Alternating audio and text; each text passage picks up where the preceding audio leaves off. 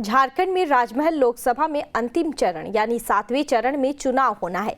वहीं राजमहल लोकसभा सीट पर जीत हासिल करने के लिए सभी राजनीतिक दल अपनी तैयारियों में जुट गए हैं।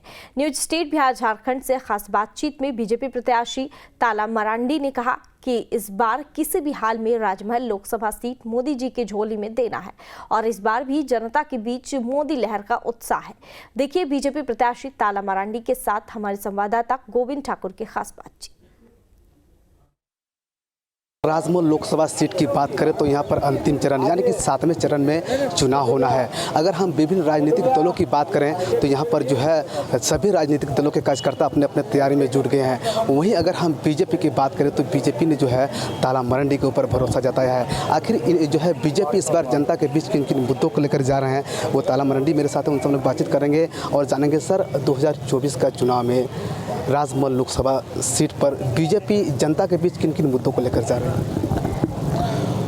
भारतीय जनता पार्टी के पास मुद्दों की कमी नहीं है और जहां तक मैं विपक्ष की बात करूं तो उनके पास कोई मुद्दा ही नहीं रह गया है और इसी आधार पर हम ये कह सकते हैं कि हम लोग बहुत कुछ करने वाले हैं।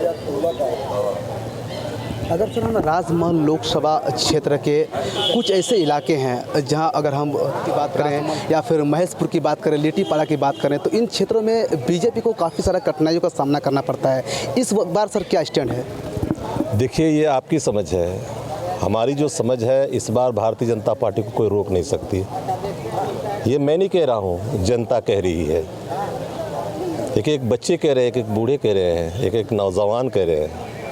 भारतीय जनता पार्टी को इस बार शिकस्त देने की ताकत नहीं है, ये जनता की आवाज़ है। सर झारखंड मुक्ति मोर्चा ने पुनः विजय हांसदा पर भरोसा जताया है, कहीं ना कहीं विजय का सामना होना पड़ेगा सर। कहीं भी आप किसी भी क्षेत्र से इस तरह की बात अगर आती है तो ज़रा बता दीजिए।